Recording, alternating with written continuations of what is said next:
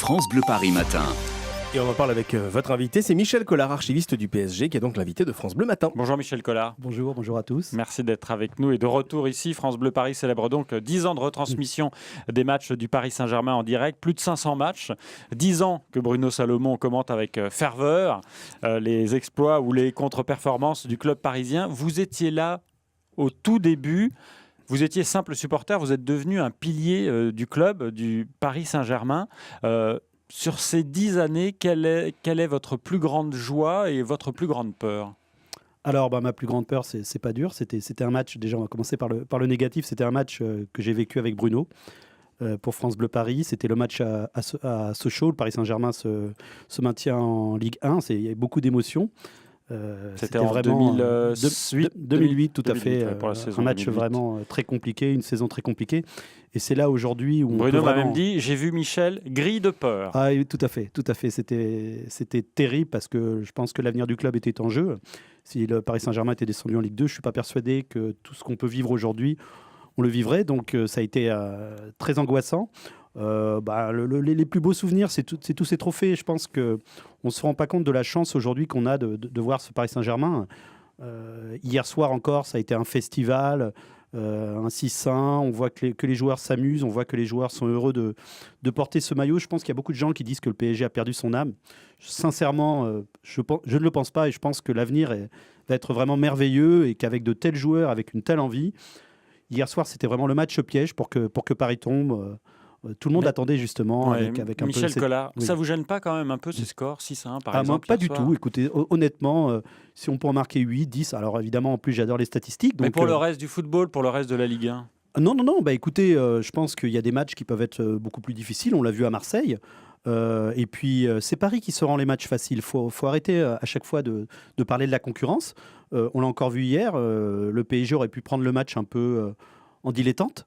On s'est aperçu qu'ils ont joué comme des vrais professionnels avec une véritable envie de faire mal à l'adversaire dans le bon sens du terme, parce que quand on fait mal à l'adversaire, c'est qu'on le respecte. Et franchement, honnêtement, chapeau aux joueurs, chapeau au groupe qui a vraiment fait un super boulot hier. Alors, 10 ans de retransmission sur France Bleu Paris. En 10 ans, le plus gros changement au Paris Saint-Germain, pour vous, vous nous avez dit vos joies, vos peurs. Le plus gros changement, c'est quoi ? C'est l'arrivée du Qatar ?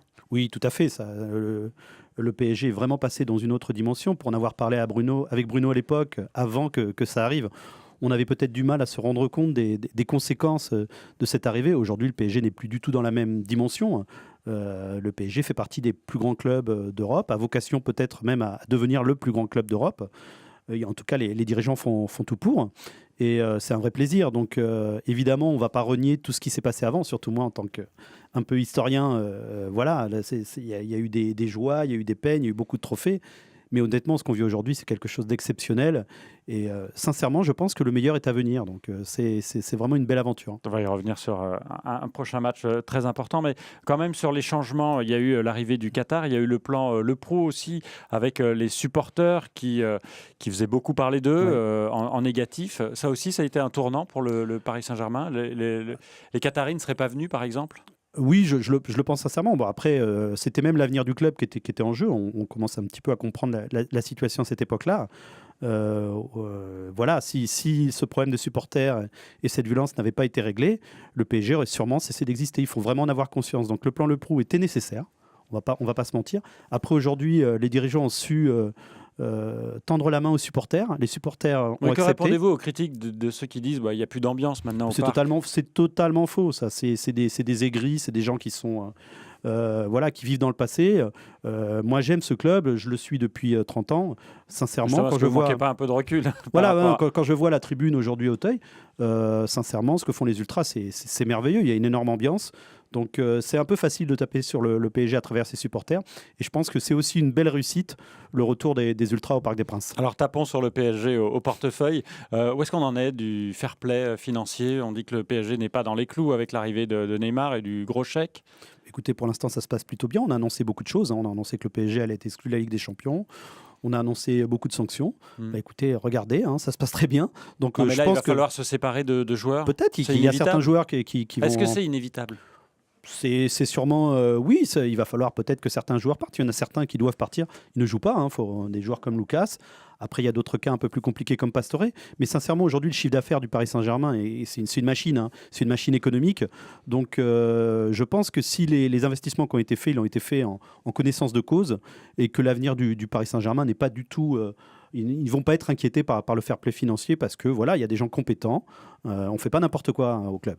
Est-ce que le PSG va être inquiété ou sera inquiété par le Real ? Alors, inquiété, oui, parce que sincèrement, si le PSG n'est pas inquiété par le Real, qui est double champion d'Europe, ça serait un petit peu compliqué. Maintenant, je pense qu'on l'a vu encore hier, c'était vraiment un signe fort.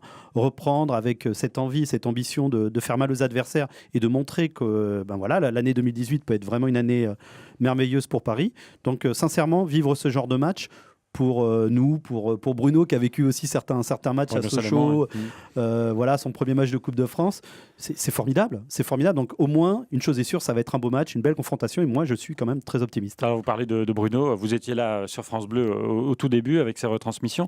Le foot fait le succès et les belles audiences de la télé, en quoi est-ce important que les matchs soient diffusés à la radio pour vous, Michel Collard? Écoutez, il y a une passion, justement, qui est Bruno. Bruno fait vraiment passer cette passion du club et à travers ses retransmissions. Donc, c'est pas pareil qu'à la télé. Moi, je sais qu'il y a beaucoup de personnes que je connais, et j'en fais partie, qui ont tendance des fois à allumer la radio pour écouter Bruno et puis couper le son.